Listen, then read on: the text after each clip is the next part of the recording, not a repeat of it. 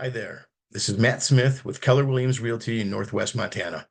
I want to take a quick minute and talk about buyer agency agreements, what they are, and how they've recently changed. So, first of all, a buyer agency agreement is a document that creates a relationship between an agent and a client in a real estate transaction. There are fiduciary responsibilities that we as agents owe our clients, and the buyer agency agreement binds us legally, morally, and ethically to look out for our clients' best interests. There are exclusive agency agreements, non-exclusive agency agreements, and these agreements do have a time period for which they expire. Exclusive agency agreements indicate the client has agreed to work with one agent in their search area. Non-exclusive agency agreements indicate the client would like to work with the agent. However, they want to be open to work with other agents as well for one reason or another. I'm going to do a quick screen share and talk about some things that have recently changed with how the buyer agency agreements have to be handled. Buyer's agency agreements used to be a document that was at the discretion of the agent, whether that was signed prior to showing properties or prior to putting an offer in on a property. However, there's recently been some policy changes that we as agents have to implement. There was a lawsuit against NAR, National Association of Realtors, that essentially had to do with disclosure. Disclosure has always been very important to me. However, there's now some policy changes in how we have to handle that disclosure. Feel free to pause the video and read through all the policy changes that we now have to implement. I would like to bring your attention down to number 8 and 9. Require compensation disclosures to sellers and prospective sellers and buyers. Essentially, what this means is we now have to document that we've discussed how compensation is handled in the real estate transaction with our sellers and buyers prior to putting an offer in on a property. Number 9, require MLS participants working with the buyer to enter into a written agreement with the buyer prior to touring a home. So this means I have to have a written agreement with my clients prior to even looking at properties. These are some of the documents that a buyer may encounter during a real estate transaction. I will do some additional videos at a later time explaining the rest of them in more detail. I do want to pay attention to the top 2, however, right now. Again, one of these 2 documents does have to be signed prior to showing properties.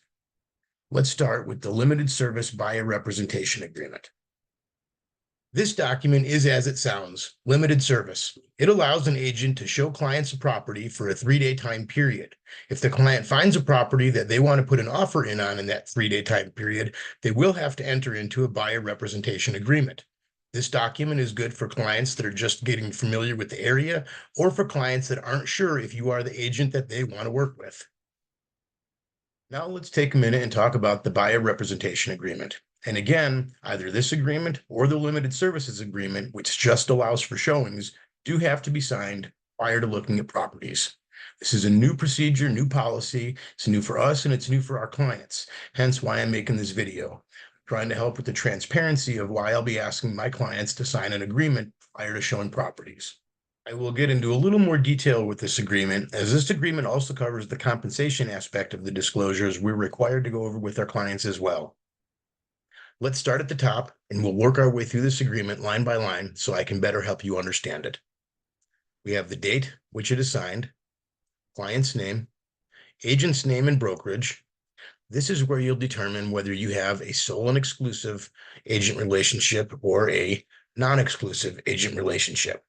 As we discussed earlier, I will discuss this with each of my clients individually, see what makes the most sense for their wants and their needs.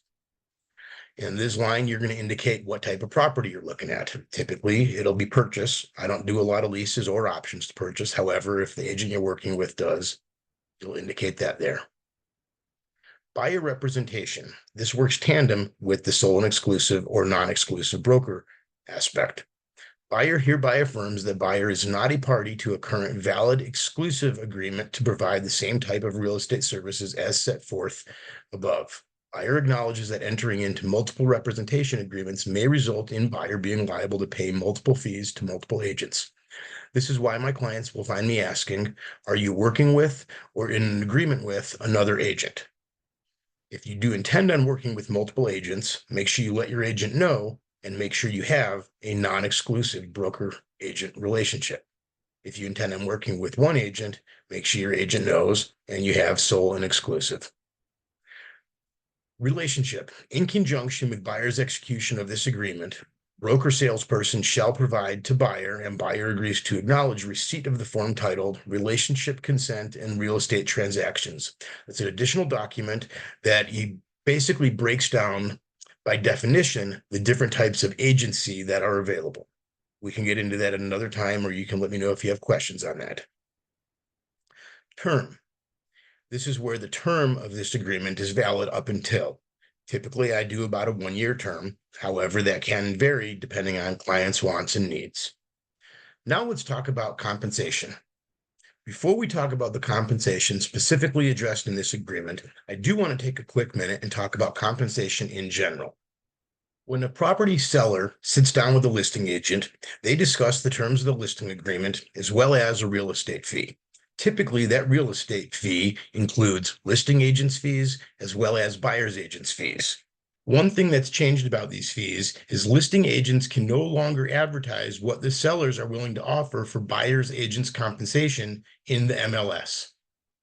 That being said, I'm going to read through lines 22 to 26 titled Compensation. Compensation. Buyer acknowledges that compensation payable to a buyer agent is fully negotiable and not set by Montana law. Broker salesperson acknowledges that broker salesperson is prohibited from receiving compensation for the services to be rendered by broker salesperson from any source that exceeds the amount of the compensation as set forth in this agreement. In consideration of the services to be rendered by broker salesperson, buyer agrees and approves of the compensation payable to the broker salesperson as follows. I will discuss individually with each of my clients what the compensation will be. Depending on the type of property being looked at and the services being requested, the compensation can vary.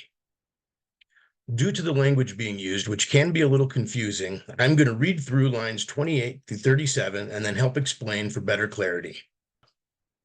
The 3% you see here is just an example of what a buyer's agent commission can be. Professional fee. If the agreed amount compensation was in the form of a dollar amount, that would be indicated here. If the compensation agreed upon is the percentage of the purchase or lease price, that will be indicated here. Hereafter, the professional fee.